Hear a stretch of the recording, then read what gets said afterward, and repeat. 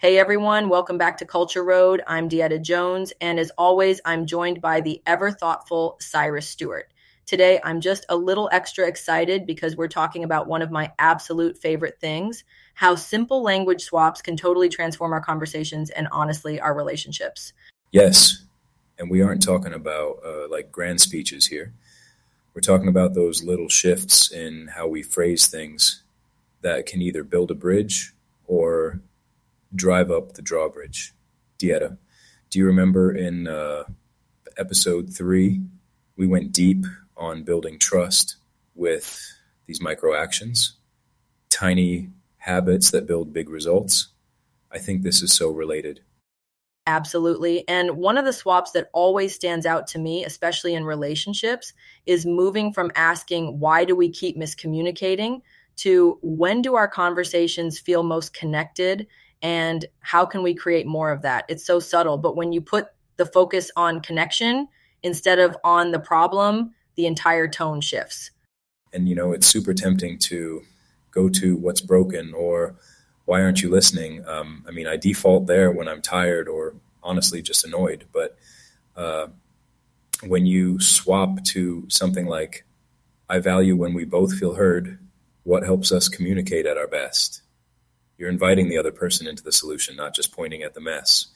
I actually had a leadership team I was consulting with last fall, and they were in this rough patch, lots of transition, lots of history, and every conversation felt like a replay of what's wrong with us as a team. So I asked if they could remember a time when the team really clicked. You could literally feel the room exhale, like, oh, wait, we do actually have strengths. That simple reframing, when have we been at our best and what strengths can guide our future, created this energy for collaboration instead of people ducking for cover. It's like you shift from blame or diagnosis to possibility and memory, like almost a growth mindset, right?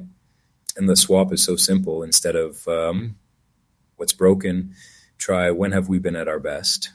Honestly, that's one of those swaps you could stick on your laptop as a daily reminder. I love that. If you're at home or in the office, just jot one of these down and watch how it changes a tough conversation. So let's keep going.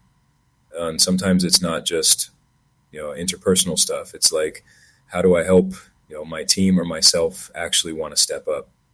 Like, motivation's a tricky creature. The language we use really matters.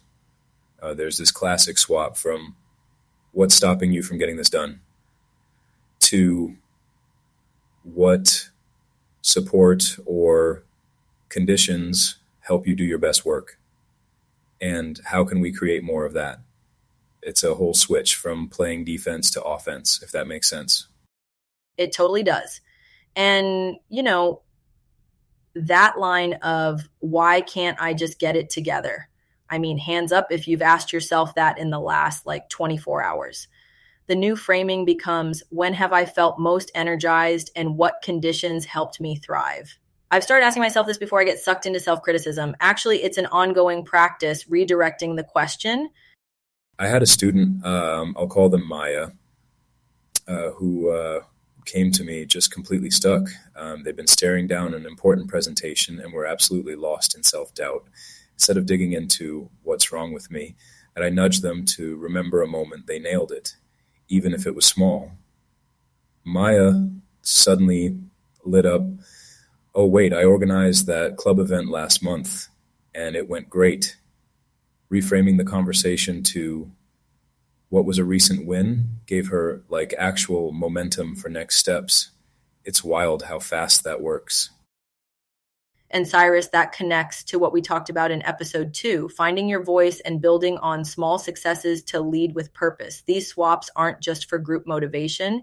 They're powerful for our own inner dialogue too. What's amazing is you're not denying struggle or wishing it away. You're just expanding the lens to include moments of real capability that are already there. Exactly. I always say, if you want to get unstuck, remember a time you made even a little bit of progress, then build off that. And language, man, it guides you right to those pockets of confidence you sometimes forget.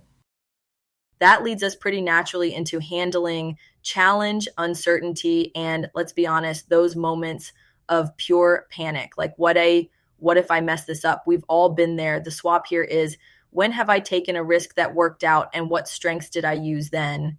That opens the door to actual lived evidence instead of worst case scenarios playing on repeat. And then there's my old friend, imposter syndrome, popping up with everyone else knows more than I do. But so much shifts when you ask, what expertise and lived experience do I bring that adds unique value here?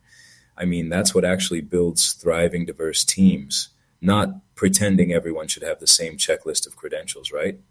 Exactly. We can do a little brainstorming here for people listening. Like, let's say you're about to lead your first meeting and your brain goes, I'm not ready yet. Instead, try, what strengths or past successes show I'm more prepared than I realize, even if it's stuff from outside work. What else, Cyrus?